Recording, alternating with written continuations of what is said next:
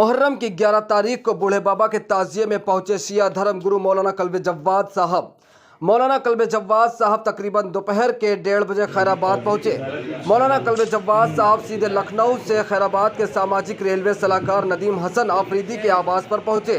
इस मौके पर पुलिस प्रशासन को खबर लगते ही सुरक्षा में तैनात रहे। इस दौरान कल्बे जव्वाद साहब ने बूढ़े बाबा के ताजिए की जियारत की। बूढ़े बाबा के ताजिए में लाखों की संख्या में श्रद्धालुओं का मजमा देखकर खुश हुए। तो वहीं खैराबाद की मुहर्रमदारी में श्रद्धालुओं की भीड़ को देखते हुए मौलाना कल्बे जव्वाद साहब ने सीधे रुख मेला मैदान का किया और निरीक्षण करते हुए पूर्व में रहे एसडीएम और प्रशासन पर लगाए गंभीर आरोप। कहा कि ऐतिहासिक मेला मैदान की जमीन को एसडीएम और प्रशासन ने बेचकर करोड़ों रुपए का घोटाला किया है। खास बात तो यह है कि जब समाजसेवियों ने इसके विरुद्ध आवाज उठाई तो अधिकारी ने फर्जी मुकदमा पंजीकृत करा दिया। मौलाना कल्बे जव्वाद साहब ने कहा कि फर्जी मुकदमा वापस लिया जाए। कल्बे जव्वाद साहब ने कहा कि ऐतिहासिक मेला मैदान सभी की धरोहर है, इसे बचाने का कार्य किया जाए। लगातार खैराबाद में मेला मैदान की भूमि पर प्रशासन की मिलीभगत से हो रहा कब्जे से नाराजगी जताई। कल्बे जव्वाद साहब ने इस मामले को लेकर योगी सरकार से मिलकर एसडीएम और प्रशासन की मिलीभगत से मेला मैदान की भूमि पर हुए कब्जे को लेकर बातचीत करेंगे। बिस्मिल्लाहिर्रहमानिर्रहीम। देखिए, हमारे जो मुहर्रम है वो 40 दिन के लिए होता है और 40 जो चहलम को होता है वो आखिरी दिन माना जाता है मुहर्रम।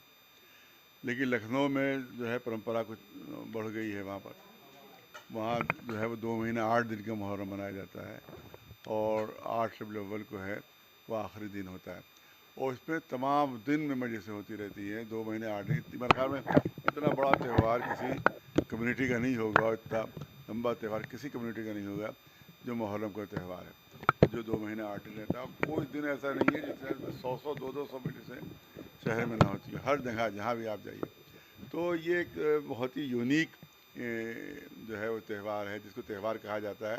यानी हमारे क्या तो हिंदी में त्यौहार कहते हैं, हमारे क्या तो मुहर्रम कहते हैं उसको। तो वो इसकी वजह से जो है ये करबला का पैगाम जो है वो दुनिया तक पहुंचता है।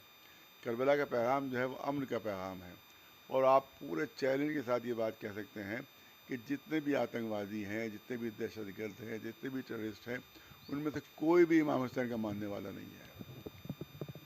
किसी भी टेररिस्ट से आप पूछिएगा तो वो कहेगा हम यजीद के मानने वाले हैं, वो कहेगा हम यजीद के मानने वाले हैं, हम यजीद के चाहने वाले। तो इसका मतलब है कि टेररिज्म जो है वो यजीद के ज़रिए से पहुँचा है और अगर अमन आपको पहुँचाना है दुनिया में तो इमाम हुसैन का पैगाम तो करबला का पैगाम पहुँचाना होगा। साहब, आज आप कस्बा खैराबाद में मौजूद हैं और मुहर्रम की 11 तारीख है। यहाँ पे एक मेला मैदान है, उसके लिए आपके पास कुछ लोग गए हुए थे, तो क्या क्या चीज़ें ऐसी रही कि जो वो लोग आपके इन लोगों ने बाहर हमारे पास आए थे, बच्चे भी उसमें शामिल थे कि बहुत बड़ा मैदान यहाँ के ऊपर है कि जो धार्मिक एकता का प्रतीक है। वहाँ के ऊपर मस्जिद भी है, वहाँ पर मंदिर भी है, वहाँ पर गुरुद्वारा भी है, वहाँ पर गिरजाघर भी है, वहाँ पर शमशान घाट भी है, वहाँ पर ईदगाह भी है, वहाँ पर रामलीला मैदान भी है।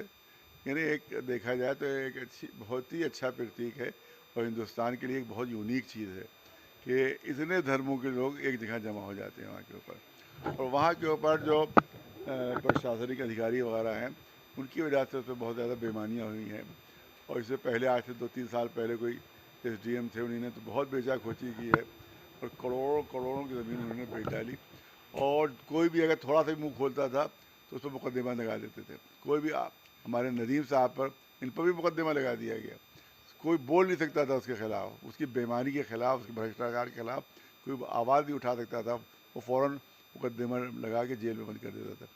तो लिहाजा ये उसकी शिकायत पहुंचना बहुत ज़रूरी है उस भ्रष्ट अधिकारी की कि जिसकी वजह से बेले को बहुत नुकसान पहुँचा है, बेले की ज़मीन को बहुत ज़्यादा उससे नुकसान पहुँचाया है।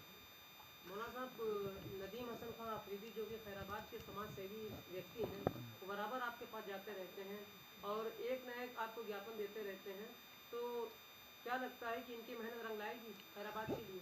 हाँ, बस मुश्किल ये होती है कि भाई योगी जी से बहुत आसानी से टाइम नहीं मिलता है।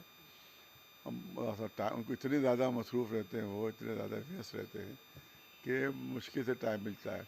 तो हमारी कोशिश ये होगी उसे टाइम मिल जाए और इस तरह से मिले कि डेलीगेशन भी साथ में हो हमारे, कि यहाँ के उस पर हिंदू धर्म का भी कोई नुमाइंदा हो, सिख धर्म का भी हो, सब धर्म के नुमाइंदे एक 3 4 5 हो। उसके साथ जो बच्चे हैं उनके भी नुमाइंदे हों वो डेलीगेशन मिल के और जाके अपनी बात रखे और उनसे कहे कि भाई इस मैदान को वो बचाएं और किसी भी बड़े लीडर के नाम से इस मैदान को उसका नाम कर दें। किसी अटल बिहारी जी के नाम से हो सकता है, अब्दुल हक खैराबादी, अल्लामा फजल हक खैराबादी कि जो जिन्होंने अंग्रेज़ों के खिलाफ जंग लड़ी है और जो शहीद हुए जंग लड़ते हुए अंग्रेज़ों से, उनके नाम हो सकता है, किसी भी नाम हो सकता है। बस ये मतलब ये कि सेफ़ हो जाए मैदान, क्योंकि यहाँ ईद की नमाज भी यहीं होती है, रामलीला का मैदान भी यही है, तमाम मुहर्रम में जहाँ जिसमें लाखों लोग जमा होते हैं वो मैदान भी यही है। तो हर धर्म का आदमी ये मैदान इस्तेमाल करता है, बच्चे अपने खेल के लिए इस्तेमाल करते हैं।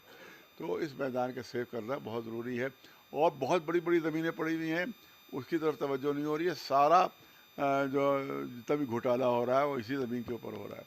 तो इसका मतलब है कि ये प्रशासनिक अधिकारी नहीं चाहते हैं कि आपस में एकता पैदा हो, आपस में लोग जुड़ें, आपस में एक दूसरे से मोहब्बत करें। लिहाजा उस सिलसिले में वो इस चीज़ ही को ख़त्म कर देना चाहते हैं और हम चाहते हैं योगी जी इस पर ध्यान दें, उसके ऊपर तवज्जो करें और इस मैदान को सेव करें।